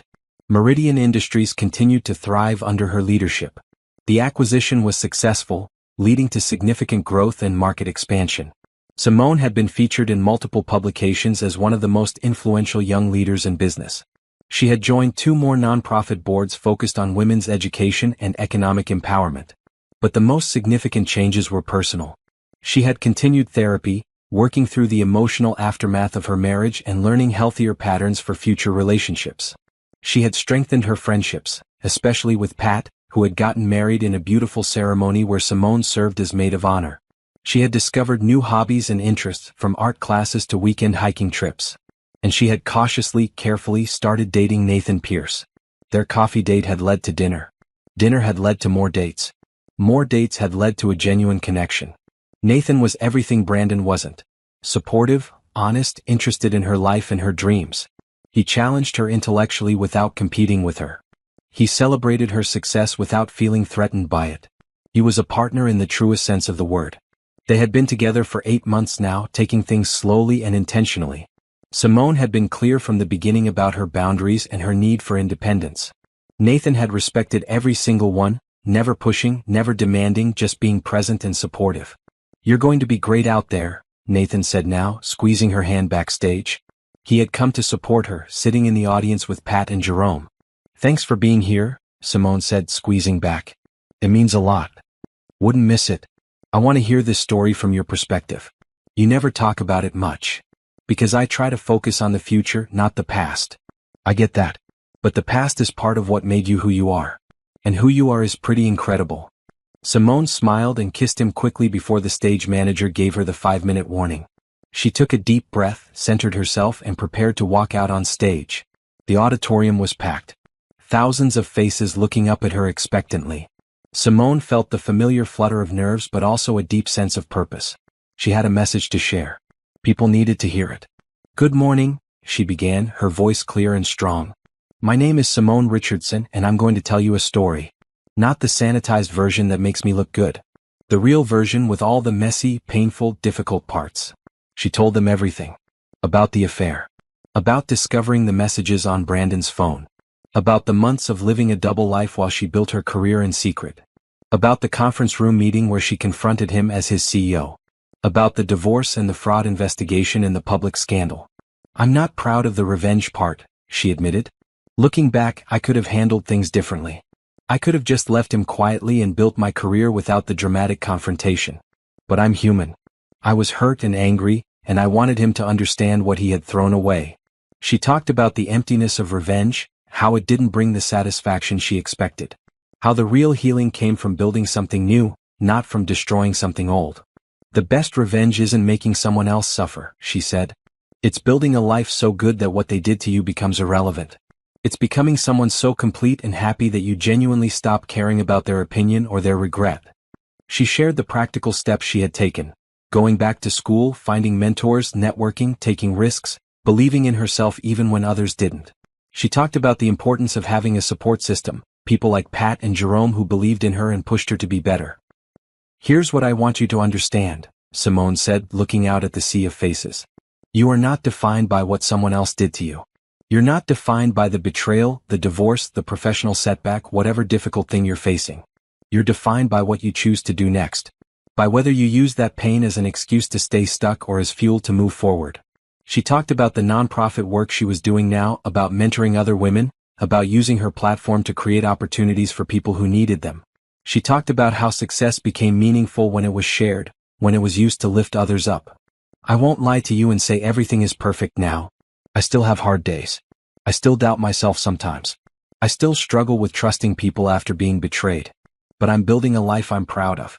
I'm becoming someone I respect. And that's worth all the pain it took to get here." The audience was completely silent, absorbed in every word. Simone could see women wiping tears from their eyes, nodding in recognition of their own struggles. "So here's my challenge to you," she concluded. "Stop waiting for permission. Stop making yourself small. Stop accepting less than you deserve. You have one life. One chance to become who you're meant to be. Don't waste it on people who don't value you or situations that don't serve you. Take the risk. Make the change. Build the life you want.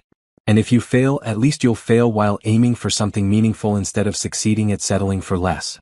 The applause was deafening. Women stood up, cheering and clapping. Simone felt tears in her own eyes as she looked out at them, these women who had trusted her with their time and attention, who had heard her story and seen themselves in it. She answered questions for 45 minutes. Questions about career strategy, about healing from betrayal, about finding mentors, about balancing professional ambition with personal life. Each answer was honest and direct, drawing from her own experience without pretending to have all the answers. After the formal session ended, Simone was mobbed by women wanting to thank her, share their stories and ask for advice. She stayed for 2 hours talking with anyone who wanted to connect. Security eventually had to step in and help her exit so she could make it to her next scheduled appearance. Nathan, Pat, and Jerome were waiting for her in a private room backstage. "That was incredible," Pat said, hugging her tightly. "You had them in the palm of your hand. You spoke from the heart," Jerome added. "That's what made it powerful. You weren't trying to impress anyone. You were just sharing truth." Nathan kissed her forehead. "I'm proud of you. Not just for the speech but for having the courage to be that vulnerable in front of thousands of people." They went to lunch together, the four of them, laughing and talking about the event and life in general. Simone looked around the table at these people who had supported her through the hardest year of her life and felt overwhelming gratitude. That evening, back in her penthouse, Simone received an email from the conference organizers. They had received hundreds of messages from attendees thanking them for including Simone as a speaker. Women were sharing their own stories of transformation, inspired by what they had heard. One message in particular caught Simone's attention. It was from a woman who had been in an emotionally abusive relationship for 5 years. She wrote that hearing Simone's story had given her the courage to leave. She was scared, but she was doing it. She was choosing herself for the first time. Simone read that message 3 times, tears streaming down her face. This was why she had shared her story. This was why the pain had been worth it. If her experience could help even one person find the courage to change their life, everything she had been through had meaning. She forwarded the message to Pat, Jerome, and Nathan with a simple note. "This is why we do the work." The responses came quickly. Pat wrote, "You're changing lives. Literally changing lives." Jerome wrote, "Your mother would be proud." "I know I am." Nathan wrote, "You're making the world better just by being yourself." Simone sat on her balcony with a cup of tea, watching the sunset paint the sky in shades of orange and pink. The city spread out below her, full of possibility and promise. Somewhere out there, Brandon was living his own life, dealing with his own consequences. She genuinely hoped he was okay, that he was learning and growing from his mistakes. But she no longer thought about him much. He was part of her past, not her present or future. Her phone buzzed with a text from Nathan. "Want company tonight? Or do you need space to decompress after the big day?" Simone smiled. This was what a healthy relationship looked like. Someone who checked in, who respected her needs, who understood that sometimes she needed solitude and sometimes she needed companionship. She typed back, "Company would be nice. Bring Thai food. Already on my way." 20 minutes later, Nathan arrived with takeout from their favorite restaurant. They ate on the balcony, talking about everything and nothing. Nathan told her about a new project he was designing. Simone shared some ideas she had for expanding Meridian's community investment program. They talked about Pat's upcoming anniversary trip and whether they should get together for a double date when she got back. "Can I ask you something?" Nathan said as they finished eating. "Of course. Do you ever think about getting married again?" "Not to me necessarily. I mean in general. Is that something you want for your future?" Simone considered the question carefully. A year ago the answer would have been an immediate no. Marriage had hurt her too much. She couldn't imagine trusting someone that way again. But now, sitting here with Nathan, having built a relationship based on honesty and mutual respect, her answer was different. "I think so," she said slowly. "Not right now. I'm still healing, still figuring out who I am as an individual. But eventually, yes. I think I'd like to build a partnership with someone. A real partnership, where both people support each other and grow together." "That makes sense. And for the record, I'm not asking because I'm in a hurry. I'm asking because I want to understand your vision for your future. I want to make sure we're on the same page about where this could go." "We are on the same page. I care about you, Nathan. I see this relationship having a real future. But I need to take it slowly. I need to make sure I'm choosing from a place of wholeness, not from a place of need." "I respect that. And I'm willing to take things at whatever pace works for you." They sat in comfortable silence for a while, holding hands and watching the city lights come on as darkness fell. "You know what the best part of today was?" Simone said eventually. "What?" "Realizing that I've actually healed. I talked about Brandon and the affair and the divorce in front of thousands of people, and it didn't hurt. It was just a story about something that happened to me, not something that defines me. That's when I knew I was really okay." Nathan squeezed her hand. "You're more than okay. You're extraordinary." In the weeks that followed, Simone continued to build her life with intention and purpose. She hired 2 new men through the nonprofit board she served on, young women who reminded her of herself a few years ago. She started a scholarship fund for women pursuing MBAs. She gave more speeches and interviews, always focusing on empowerment and practical advice rather than abstract inspiration. Meridian Industries announced another major initiative, this one focused on sustainable business practices and community investment. Simone worked closely with Nathan's architectural firm on the project, combining their expertise to create something truly innovative. She also started writing a book. Not a memoir exactly, but a guide for women in business based on her experiences and lessons learned. She worked on it in early mornings before heading to the office, finding the writing process therapeutic and clarifying. Pat's marriage was thriving. They met for dinner every week, and Simone loved hearing about her friend's happiness. It was proof that good relationships existed, that it was possible to find someone who truly valued you. One Saturday afternoon in late autumn, Simone was working in her home office when her phone rang. It was an unknown number, but something made her answer. "Hello. Simone, this is Angela Martinez. We met at the nonprofit board meeting. I'm the professor who invited you to speak to my class." "Of course, Angela. How are you?" "I'm well, thank you. Listen, I'm calling because one of my students showed me an article that was published this morning. It's about your ex-husband. I thought you might want to know." Simone felt her stomach tighten. "What kind of article?" "It's actually positive. He wrote a piece for a business ethics journal about learning from mistakes and making amends. He talks about the fraud he committed and the consequences he faced. He doesn't mention you by name, but he talks about betraying his spouse and realizing too late what he had lost. It's actually quite thoughtful and self-aware. Send me the link. I'll read it. After hanging up, Simone received the article and read it carefully. Brandon had indeed written a thoughtful piece about his mistakes, about the arrogance and entitlement that led him to cut corners and lie. He talked about serving his sentence, about losing his career and his marriage, about having to rebuild his life from scratch. He wrote about the wife he had betrayed, never using Simone's name but clearly writing about her. He talked about how brilliant she was, how he had failed to see her value, how watching her succeed from a distance had been both painful and inspiring. The article ended with advice to young professionals. Never compromise your ethics, never take people for granted, and never assume success gives you permission to hurt others. Simone finished the article and closed her laptop. She felt nothing. No anger. No satisfaction. No vindication. Just a mild acknowledgement that Brandon seemed to be genuinely trying to grow from his mistakes. She forwarded the article to Pat with a note. Saw this. Thought you might be interested. I'm okay with it. Pat called immediately. Are you really okay? That must have been strange to read. It was strange but in a distant way. Like reading about someone I used to know a long time ago. I'm glad he's taking responsibility for his actions. I hope he builds a good life for himself. But it doesn't affect me anymore. He's not part of my story anymore.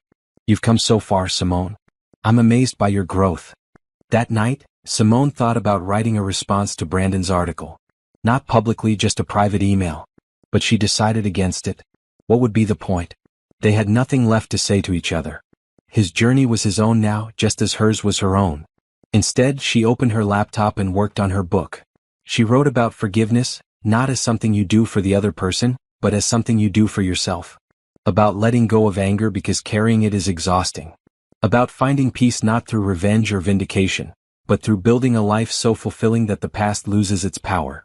As December approached, bringing the anniversary of the conference room meeting, Simone reflected on everything that had changed.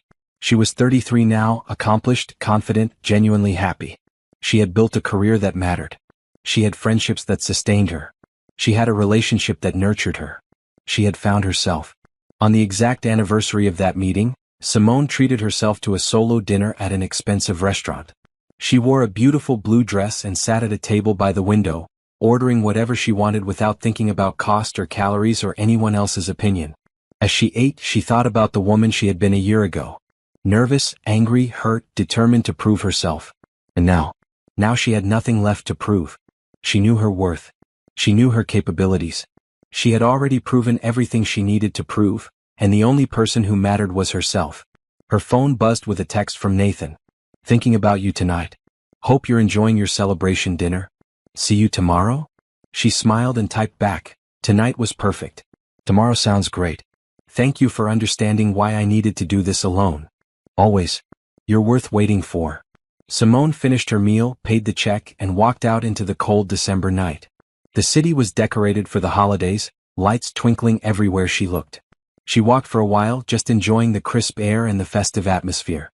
A year ago, she had been planning revenge. Now she was planning her future. A year ago, she had been defined by what someone else did to her. Now she was defined by what she had built for herself. A year ago, she had been broken. Now she was whole. The transformation was complete. Simone Richardson was no longer Brandon's wife or Brandon's victim. She was her own person. So, a mentor, a speaker, a writer, a friend, a partner. A woman who knew her worth and refused to settle for less. And that, she realized as she walked home through the glittering city, was the happiest ending she could have possibly written for herself.